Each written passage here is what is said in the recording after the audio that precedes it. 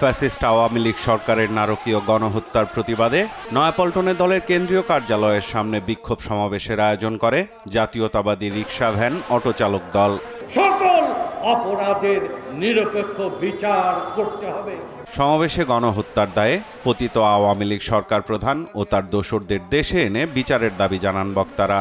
বলেন, নিত্যপণ্যের দাম নিয়ন্ত্রণ রাখা সহ জনজীবনের স্বস্তি দিতে প্রয়োজন একটি নির্বাচিত সরকার।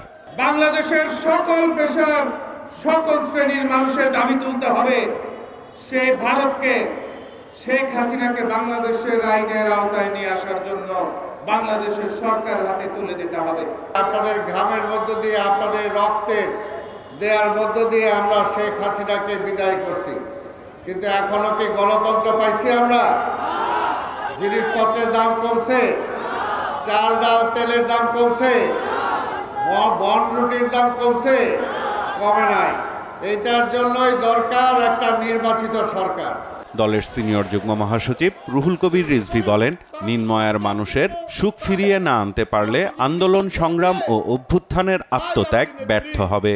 আলুর কেজি তো 70 থেকে 75 টাকা এখনো যদি থাকে, তাহলে মানুষের যে বিশ্বাস একটি গণতান্ত্রিকভাবে গণতন্ত্রের চেতনার প্রতি একটি সরকার, অন্তর্বর্তীকালীন সরকার, সেই সরকার মানুষের যে আস্থা, সে আস্থা তো কমতে থাকবে।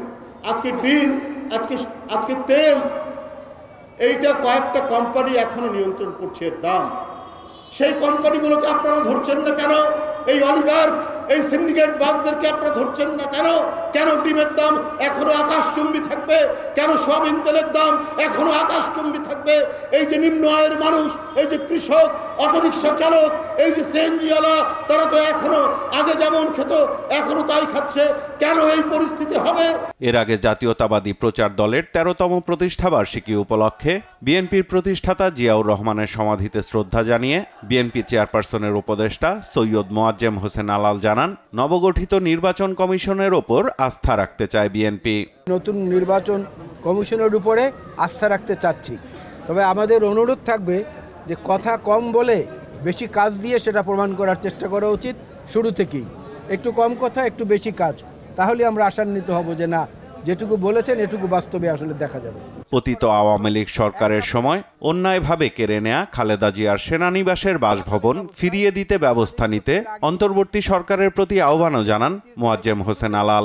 এই সরকারের পক্ষ থেকে এমন কোনো পদক্ষেপ গ্রহণ করা হোক যাতে তিনি আবার তার সেই হৃদয়ের ক্ষতটাকে সারিয়ে উঠতে পারেন।